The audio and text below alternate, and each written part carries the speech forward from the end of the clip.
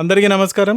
Welcome to untold history Telugu channel. కొద్ది రోజులుగా మన భారత ప్రధానమంత్రి నరేంద్ర మోడీ గారు ఇజ్రాయెల్ విజిట్కి వెళ్లనున్నారు అన్న న్యూస్ ట్రెండ్ అవుతూ ఉండటం మనం చూస్తూనే ఉన్నాం. నేను కూడా గత వీడియోలలో సందర్భానుసారం ఈ విషయం గుర్తు చేస్తూనే వస్తున్నా. మరి మోడీ గారు నిర్ణయించుకున్నట్టుగానే ఈ రోజు సాయంత్రం ఇజ్రాయెల్కి చేరుకున్నారు. మోడీ గారు ఇజ్రాయెల్ వెళ్లడం, ఇజ్రాయెల్ ప్రధాని బెంజమిన్ నెతన్యాహు ఎదురు వచ్చి వెల్కమ్ చెప్పడం అంతా కూడా సజావుగా జరిగిపోయింది. అయితే మోడీ గారు ఏం చేసినా, ఎటు కదిలినా అదిగోండి అటు కదిలారు అలా కదులుతారా, ఇదిగోండి ఇటు కదిలారు ఇటు కదులుతారా అంటూ విమర్శలు చేసేవారు ఉంటారు. మరి ఈసారి కూడా ఆయన ఈ ఇజ్రాయెల్ పర్యటనను గురించి విమర్శలు చేస్తూ ఉన్నారు. తర్వాత ఇజ్రాయెల్లో కూడా ఇజ్రాయెల్ ప్రతిపక్షం మోడీ గారు ఇజ్రాయెల్ పార్లమెంటులో ప్రసంగించడాన్ని బాయ్కాట్ చేస్తామంటూ నెతన్యాహు ప్రభుత్వానికి వార్నింగ్ ఇచ్చింది. తర్వాత భారత్కి ఇరాన్తో కూడా మంచి సంబంధాలే ఉన్నాయి. మరి ఇరాన్, యుఎస్ల మధ్య ప్రస్తుతం టాప్ లెవెల్లో కాంట్రవర్సీ క్రియేట్ అయి ఉంది. ఏ క్షణమైనా యుద్ధం మొదలవచ్చు అన్న ఊహాగానాలు వస్తున్నాయి. ఇటువంటి టైంలో మోడీ ఇజ్రాయెల్కి వెళ్లడం వెనుక మర్మం ఏమిటి?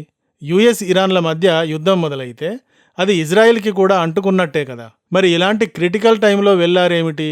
ఇది ఆయనకు సేఫేనా? ఇలా చాలా ప్రశ్నలు అయితే మోడీ గారి పర్యటన చుట్టూ లేవనెత్తుతున్నారు. సో మనం ఈ ప్రశ్నలకు ఆన్సర్ ఏమిటో తెలుసుకునే ప్రయత్నం ఈ వీడియోలో చేద్దాం. కాంట్రవర్సీల మాట పక్కన పెడితే మోడీ గారు మొండిఘటం కదా. ఇజ్రాయెల్కి అప్పుడే చేరిపోయారు. నెతన్యాహు ఆయనను రిసీవ్ చేసుకున్నాడు.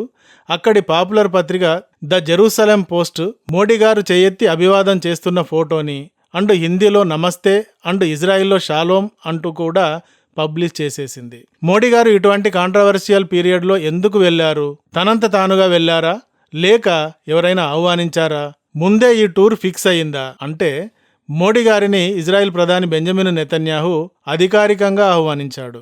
భారత విదేశాంగ మంత్రిత్వ శాఖ ప్రెస్ రిలీజ్లో స్పష్టంగా at the invitation of the prime minister of Israel HE Mr Benjamin Netanyahu అని పేర్కొన్నారు. నెతన్యాహు కూడా తన కేబినెట్ మీటింగ్లో అమెరికన్ జూయిష్ ఆర్గనైజేషన్ కాన్ఫరెన్స్లో కూడా మోడీ గారి పర్యటనను గురించి ప్రకటించారు. ఫిబ్రవరి 15వ తేదీన ఈ మీటింగ్ జరిగింది. ఆ మీటింగ్లో ఇజ్రాయెల్కి ఎవరొస్తున్నారో తెలుసా? మోడీ వస్తున్నారు అంటూ నెతన్యాహు అప్పుడు చెప్పాడు. దీనికి సంబంధించిన వీడియో కూడా నేను చేసి పెట్టాను ఇదివరకే. సో మోడీ గారు హఠాత్తుగా యుఎస్, ఇరాన్, ఇజ్రాయెల్ల మధ్య యుద్ధ వాతావరణం ఏర్పడిన సమయాన్ని ఎంచుకోలేదు. ఈ టూరు మామూలుగానే ముందుగానే ఫిక్స్ అయ్యింది. నిజానికి మోడీ గారు ఈ సమయంలో వెళ్లడానికి భయపడాల్సింది కూడా ఏమీ లేదు. ఎందుకంటే ఇరాన్ గాని, ఇరాన్ ఫ్రాక్సీలు గాని తమంత తాముగా దాడులు చేయగల స్థితిలో ప్రస్తుతం లేరు. కోరలు పీకిన పాములైపోయారు. యుఎస్ ఇరాన్ పైన నేను దాడి చేస్తాను అని భయపెట్టిస్తోంది కానీ ఇరాన్ యుఎస్ను భయపెట్టగల స్థాయిలో లేదు. తనంత తానుగా ఇరాన్ ఈ సమయంలో దాడికి దిగదు. ఇక మోడీ గారు ఇజ్రాయెల్లో పర్యటిస్తున్నారు కాబట్టి ఇజ్రాయెల్ కూడా ఎవరిపైనా ఎలాంటి దాడులకు దిగదు. యుఎస్ కూడా ఇజ్రాయెల్ సూచన మేరకే గల్ఫ్లో యుద్ధాన్ని దిగుతుంది. కాబట్టి యుఎస్ కూడా అలాంటి తెగింపేమీ చేయదు ప్రస్తుతం. సో ఎంత వివాదాస్పద సమయం అయినప్పటికీ ఈ కారణాల రీత్యా 100% మోడీ గారు సేఫ్ టైంలోనే వెళ్ళినట్టు లెక్క. ఇదిగాక భారత్కి, ఇరాన్కి మధ్య కూడా స్నేహ సంబంధాలే ఉన్నాయి. ఇరాన్లో భారత్ చాబహార్ పోర్టును నిర్మిస్తూ ఉంది. చాబహార్ పోర్టు ద్వారా మిడిల్ ఏషియాతో అండ్ ఆఫ్ఘనిస్తాన్తో ట్రేడ్ చేయడం కోసం ఈ పోర్టును నిర్మిస్తోంది అక్కడ. సో భారత్ ఈ విషయంగా ఇరాన్తో కూడా స్నేహ సంబంధాలనే కలిగి ఉంది. కాబట్టి ఇరాన్ మోడీ గారు పర్యటిస్తున్న సమయంలో ఎలాంటి ఉద్రిక్త పరిస్థితులను కూడా సృష్టించలేదు. అయితే ఇప్పుడే ఎందుకు వెళ్ళాలి, ఇజ్రాయెల్కి ఎందుకు వెళ్ళాలి అని ప్రతిపక్షాలు విమర్శిస్తూ ఉన్నాయి రిపీటెడ్గా. Communist party of India, Marxist party Modi గారి ఈ పర్యటనని తీవ్రంగా ఖండిస్తూ ఒక నోటుని కూడా విడుదల చేసింది. ఇజ్రాయెల్ పాలస్తీనా పైన జరిపిన హత్యాకాండ విషయంగా నెతన్యాహు పాలనను ఈ పర్యటన చట్టబద్ధం చేస్తుంది అని, అమెరికా సాయంతో ఇజ్రాయెల్ ఈ ప్రాంతాన్ని విస్తరణవాదంతో కబ్జా చేస్తోంది అని, మోడీ గారి ఈ పర్యటన దీనంతటినీ సమర్థించినట్టు అవుతుంది అని కూడా విమర్శించింది. మరి ఇదే సిపిఐఎం రష్యా ఉక్రెయిన్ పైన 5 ఏళ్లుగా దాడులు చేస్తూ ఉంటే మాట్లాడుతుందా అంటే మాట్లాడదు. చైనా జిన్జియాంగ్లో ముస్లింలను అణిచివేస్తోంది, మాట్లాడుతుందా అంటే మాట్లాడదు. మన మోడీ గారిని మాత్రం ఇజ్రాయెల్ లాంటి శక్తివంతమైన దేశంతో డీల్ చేసుకోవడానికి వెళితే విమర్శిస్తోంది. ఇజ్రాయెల్కు వెళ్లిన మోడీ గాజా మారణ హోమం గురించిన అంశాన్ని లేవనెత్తాలి అని కాంగ్రెస్ ఎంపీ తారిక్ అన్వర్ అన్నారు. ఇజ్రాయెల్ ప్రజలు ఇజ్రాయెల్కి మోడీ రావడాన్ని వ్యతిరేకిస్తున్న సమయంలో వెళ్లడం సరికాదు అని షామా మహమ్మదాను కాంగ్రెస్ లీడర్ అంది.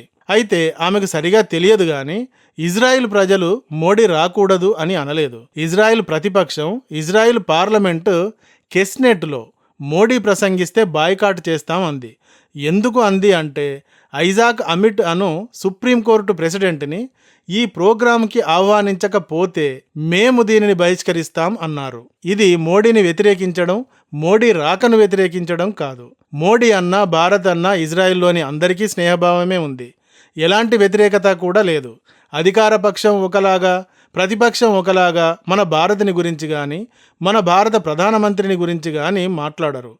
అంతా సమానంగానే చూస్తారు. ఈ షామా మహమ్మద్ గారు అన్నట్టుగా మోడీ గారిని బాయ్కాట్ అని అక్కడ ఎవ్వరూ అనలేదు. అయితే పాపులర్ ఛానల్స్ కొందరు ప్రొఫెసర్స్ కూడా తమ వీడియోస్కి థంబ్నెయిల్స్గా మోడీని ఎందుకు ఇజ్రాయెల్ బహిష్కరిస్తున్నట్టు అని టైటిల్ పెట్టి న్యూస్ చేస్తున్నారు. కానీ ఇది కరెక్ట్ కాదు. ఇది మన ప్రధానికి సంబంధించిన మ్యాటరే కాదు. ఇది నెతన్యాహుకు సంబంధించిన విషయం. ప్రతిపక్ష నేత ఎయిర్ ల్యాపిడ్ సుప్రీంకోర్టు ప్రెసిడెంట్ని ఆహ్వానించాలి అని నెతన్యాహును కోరాడు. నెతన్యాహు దీనిని తోసిపుచ్చాడు. ఇందువల్ల ఈ ప్రోగ్రాముని బాయ్కాట్ చేస్తామన్నారు ప్రతిపక్షానికి చెందినవారు. ఈ వివరాలు అన్నీ తెలిసినా ఇది మోడీకి జరుగుతున్న అవమానంగానే మాట్లాడుతూ ప్రొఫెసర్స్ లాంటి వారు కూడా పోస్టులు పెడుతున్నారు. కానీ దీనిని మనం పట్టించుకోవడం అవసరం లేదు. ఎందుకంటే ఇది నిజం కాదు కాబట్టి. ఇక ఇజ్రాయెల్తో మోడీ గారు అనేక విషయాలు చర్చించనున్నారు. అందులో గాజాను గురించి కూడా చర్చిస్తారు. ముఖ్యంగా రెండు దేశాలు కలిసి ఆయుధ వ్యవస్థలను డెవలప్ చేయడానికి సంబంధించిన మెమోరాండం ఆఫ్ స్టాండింగ్ MOU పైన సంతకం చేయాలి అన్నది ఒకటి, సైన్స్ అండ్ టెక్నాలజీ, ఇన్నోవేషన్ రంగాలలో భాగస్వామ్యం గురించి మరొకటి, India middle east and Europe economic corridor లాంటి ప్రాజెక్టులను గురించి కూడా చర్చించనున్నారు. ఇవిగాక ఇంకా అనేక విషయాలను గురించి మోడీ గారు నెతన్యాహుతో చర్చించనున్నారు, నిర్ణయాలు తీసుకోనున్నారు. ముఖ్యంగా ఇరాన్ పైన ట్రంప్ తీవ్రమైన నిషేధాజ్ఞలు పెడుతూ ఉండటం వల్ల ఇరాన్లో భారత్ నిర్మిస్తున్న చాబహార్ పోర్టు పనులు బాగా ఆలస్యం అవుతున్నాయి. ఈ విషయంగా కూడా మాట్లాడనున్నారు. చాబహార్ పోర్టు ట్రంప్ ఆంక్షల కారణంగా ఆలస్యం అవుతుందే తప్ప ఇరాన్కి భారత్కి మధ్య ఎక్కడో బెడిసి మాత్రం కాదు. ఇరాన్ పైన ఆంక్షలు తొలగితే ఈ పోర్టు శరవేగంగా పూర్తవుతుంది. మరి కాంగ్రెస్ నేత జైరాం రమేష్ గారు, ప్రియాంక గాంధీ గారు ఇలాంటి వారు చాలామంది గాజాను పట్టించుకోకుండా నెతన్యాహును కౌగిలించుకోవడానికి వెళుతున్నాడు మోడీ అని విమర్శిస్తున్నారు. ఇలా విమర్శించడం సహజం. ఈ సందర్భంగా ఎవరి ఉనికిని వారు మేము ఒకరం ఉన్నామని ప్రజలకు తెలియజేయడం కోసం విమర్శిస్తూ ఉంటారు.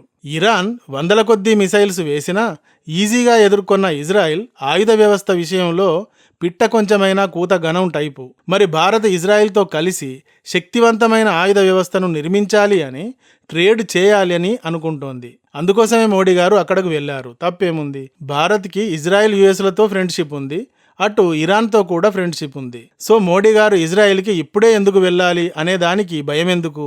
అందుకే ఎలాంటి జంకు లేకుండా ఎన్ని విమర్శలు ఎదురైనా దేశాన్ని శక్తివంతం చేయడం కోసం ఆయన వెళుతూనే ఉన్నారు. మరి ఈ టాపిక్కి సంబంధించిన లేటెస్ట్ అప్డేట్స్ ఏమైనా ఉంటే మరొక వీడియోతో మళ్ళీ కలుస్తాను. ఈ వీడియో కానీ నచ్చితే ఒక లైక్ ఇవ్వండి. అలాగే ఇంతవరకు మా ఛానల్కి సబ్స్క్రైబ్ చేసుకోనట్టయితే వెంటనే సబ్స్క్రైబ్ చేసుకోండి. ఇలాంటి వీడియోల నోటిఫికేషన్స్ కొరకు బెల్ ఐకాన్ని కూడా క్లిక్ చేయండి. Thank you for watching. జై హింద్, జై భారత్.